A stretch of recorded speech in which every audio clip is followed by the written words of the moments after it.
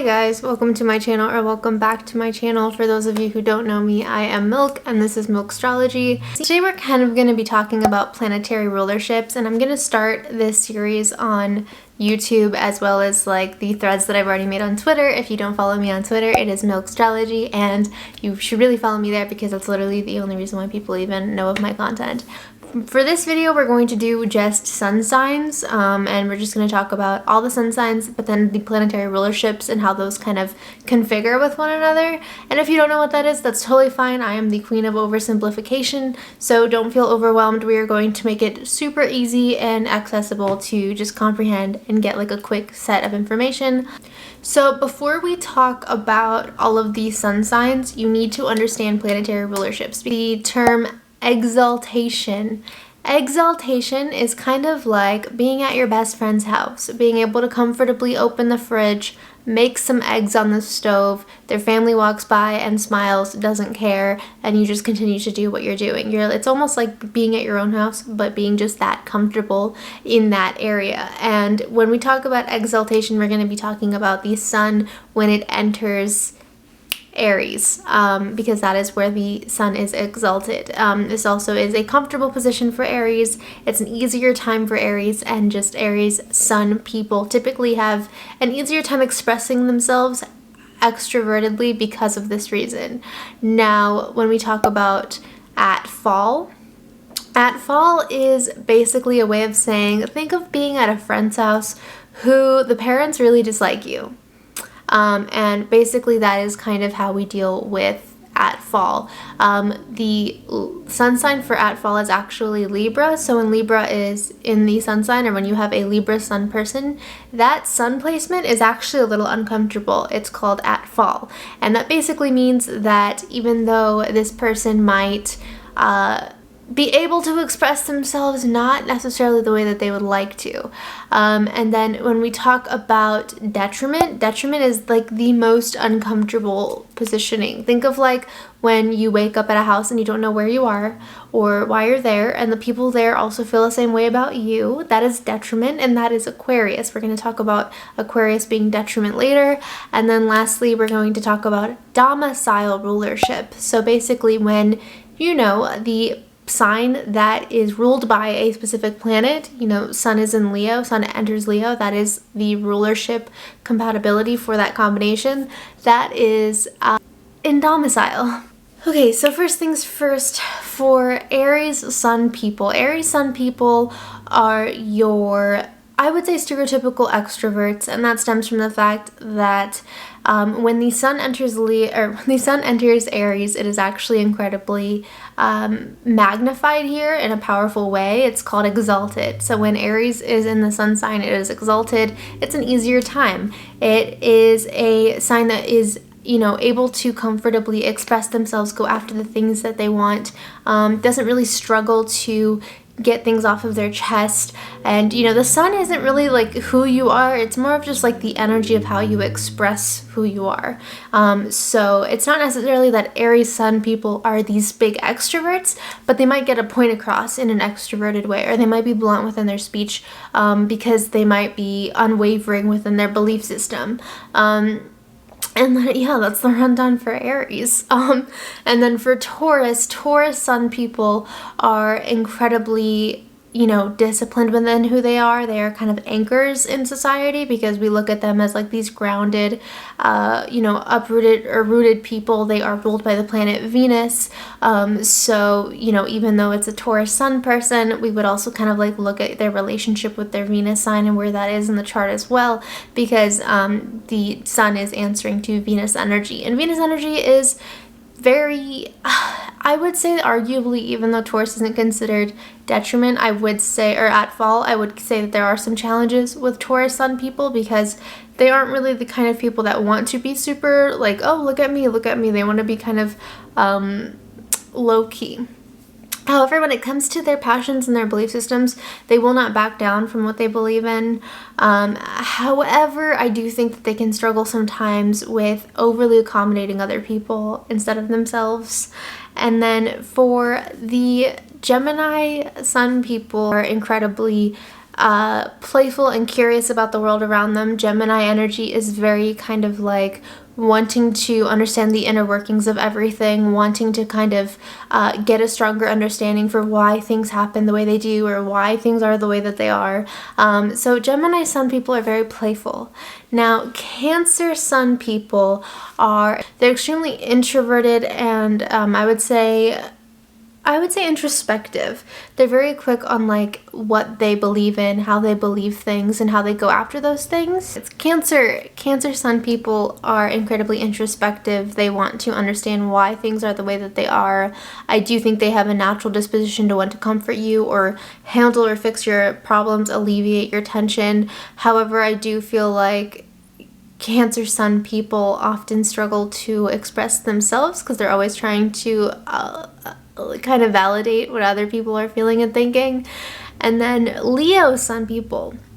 So Leo sun people are actually, it's domicile ruler here. So this is why we talk about Leo as being these like kind of show-stopping stereotypes, and I think it's just because the sun is ruled by Leo. So when we think of like who's going to have the easiest time expressing themselves, it's typically Leo. This is why we call them the stereotypical influencer or dramatic actress or actor. And I think it's really just because when the sun enters Leo, it is the most comfortable. It's like Leo's at home.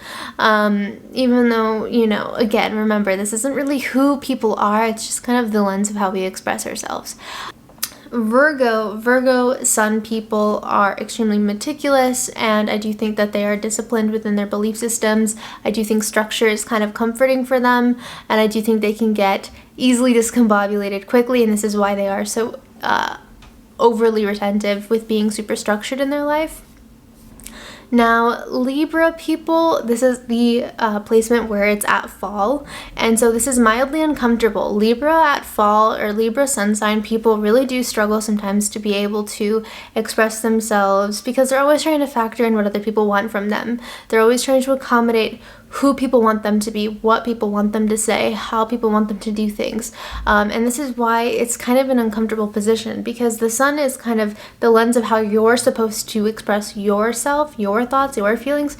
And then Libra here is kind of like, well, what does everyone else want from me? And so that's kind of why this is more of an uncomfortable placement. If you have a Libra sun person in your life, just be nice to them. Be extra nice to them. Now for Scorpio sun people, even though this is actually not an uncomfortable position, it's still an interesting one because I know Scorpios are very known to be secretive and not really want attention on them. So when you have a Scorpio sun sign person, it can feel a little bit awkward here because how it expresses themselves or how it asserts themselves can feel a little bit uneasy.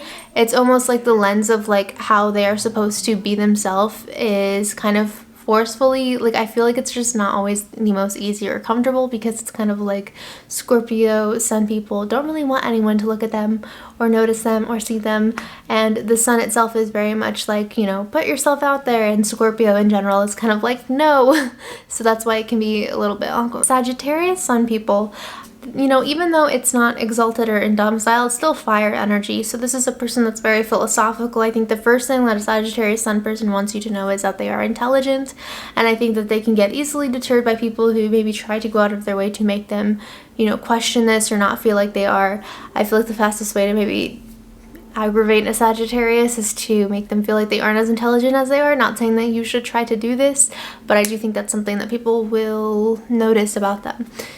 Now for Capricorn sun people are very methodical people. They're very rooted in structure and discipline, and this can be why sometimes they struggle to always put themselves first because they're always trying to do the right thing. They're kind of like the morally just stereotype, and I feel like this is why the idea of doing things for themselves without their benefit for other people can kind of deter them.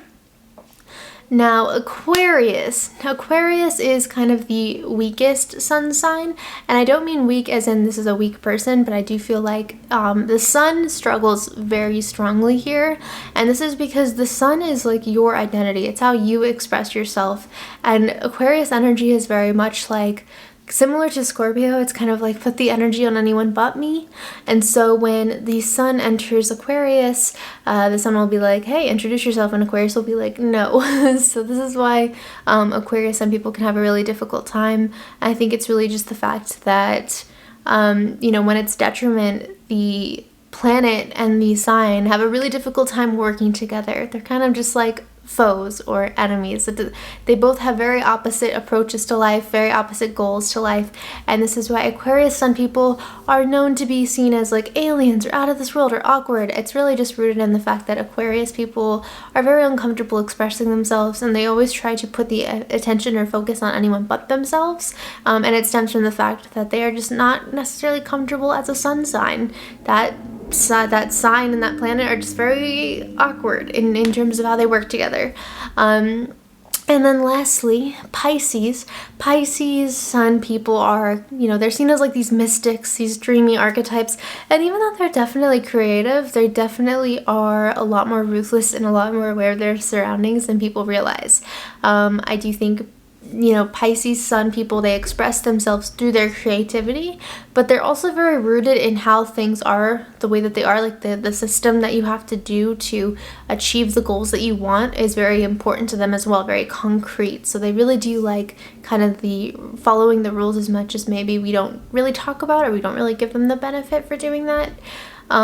So yeah, overall that was like this very brief kind of overview of how your sun sign expresses yourself. It's very quick, so again, I'm losing a lot of watch time retention on this, and then this is going to, you know, lower me in the YouTube algorithm. So if you did like it, please give it a thumbs up. I'm going to try to be better about posting videos. I said I'm going to try, but I don't know. And yeah, if you want to see more videos like this, let me know. If you feel like maybe you miss my tarot stuff, or you're interested to see what vlogs look like, you know, please comment below. I really want to do what you guys want to see, and I'm ready to start making more content, so just like talk to me. And yeah, thank you so much, and I'll see you in my next video.